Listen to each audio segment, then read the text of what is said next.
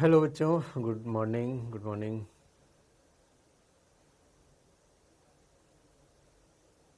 राम राम भाई प्रांजल, कैसे हो भाई? Shri Harivansh, how are you?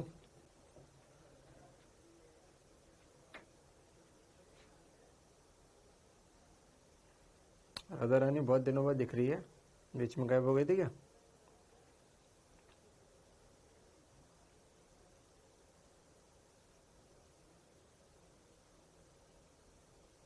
Test में कौन कौन सा चैप्टर है? टेस्ट क्या नेक्स्ट संडे है क्या? क्या टेस्ट नेक्स्ट संडे है?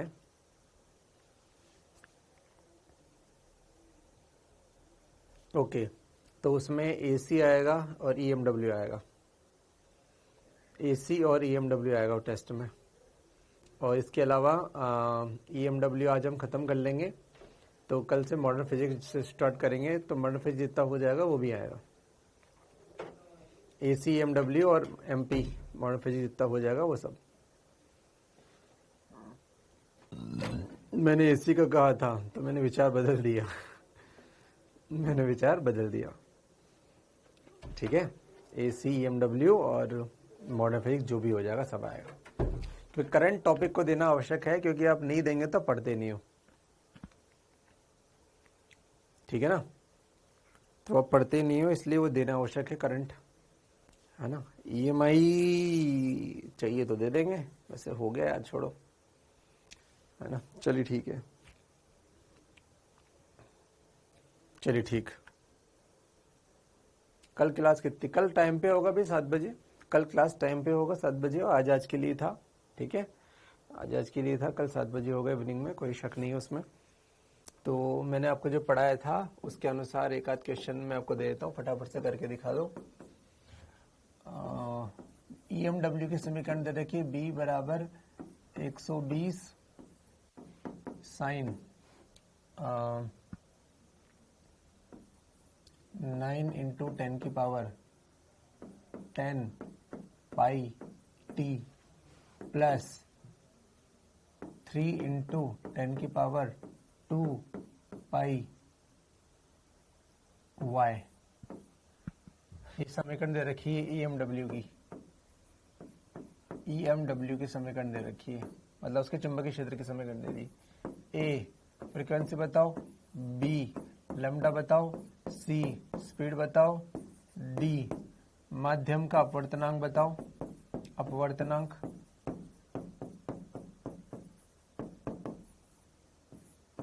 और ई क्या बताओगे? ई चलो इतना ही बता दो यार।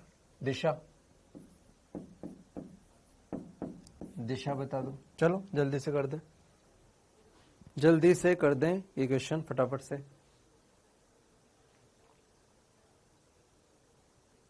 जल्दी से कर दो भाई।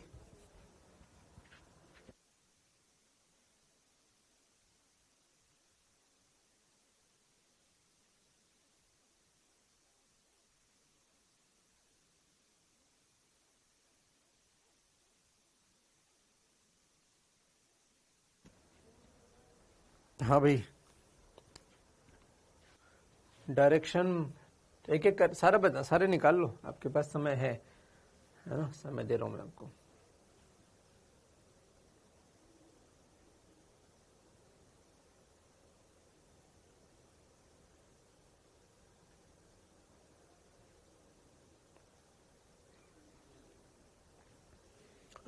Sidra good morning.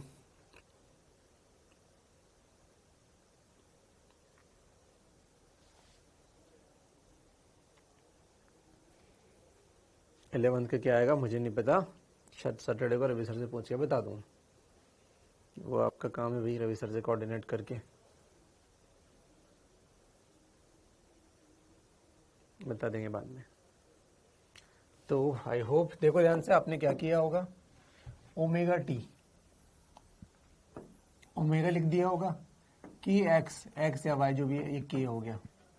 एफ के लिए ओमेगा चाहिए, तो एफ बराबर 2 पाई एफ होता है, एफ बराबर ओमेगा अपॉन 2 पाई हो गया, ओमेगा अपॉन 2 पाई हो गया, बराबर 9 इंटू 10 की पावर 10 पाई अपॉन 2 पाई, तो पाई से पाई कट गया, 4.5 इंटू 10 की पावर 10 हर्ट्ज, ये आ गया लैम्डा एफ। लैम्डा ओमेगा बराबर 2 पाई अपॉन, अबे क्या आंसर आया तुम्हारा राधा रानी, 1/150। तुम मार खाएगी क्यों छोरी, गुणा भाग भी नहीं आता क्या तुझे अभी तक? 10 की घात 10 दिख रहा है और तुझे आंसर 150 आ रहा है। चलो लैम्डा के बराबर 2 पाई लैम्डा, 2 पाई अपॉन की, 2 पाई अपॉन की,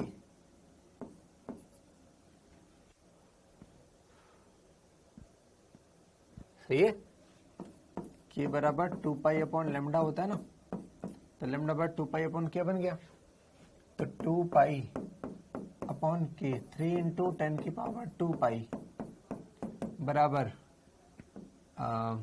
पाई से पाई कटा, ये है कितना 150, 1/150, ये है लैम्डा।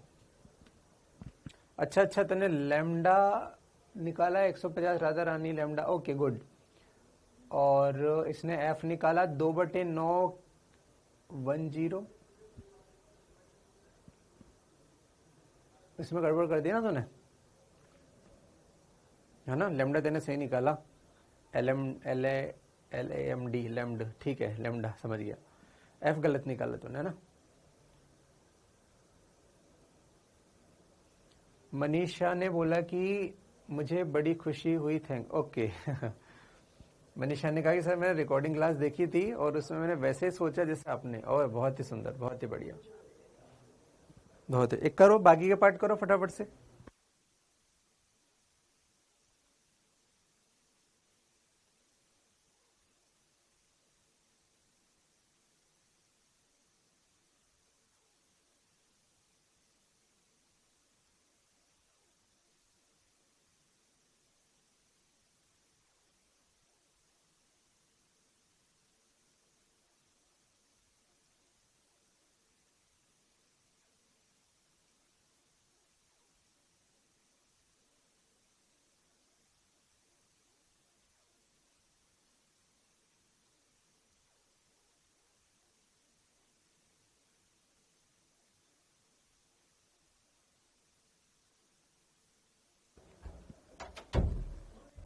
ठीक है भैया ना, ये भी अच्छी बच्ची है, इसने इतना सोच लिया, बहुत बड़ी बात है यार, तुम लोग खतरनाक हो रहे हो यार तुम लोग। चलो अब v बराबर क्या होता है बच्चा, एफ लैम्डा, तो कर लोगे एफ लैम्डा से, है ना, कर लेना एफ लैम्डा से कर लेना भाई। वैसे मैंने ऐसा सीन दिया है कि ये 3 गुणा 10 की घात 8 ही आएगा। 3 गुणा 10 की घात 8 का मतलब क्या हुआ, ये निर्वात में गमन कर रही है, और निर्वात का अपवर्तनांक कितना होता है 1, कितना होता है 1, ठीक है, बहुत बढ़िया, बहुत, n बराबर 1 बॉबी, बहुत बढ़िया। दिशा अब प्लस में है तो माइनस में दिशा होगी, और दिशा तो ये होगी जो भी होगी, तो आंसर है -y,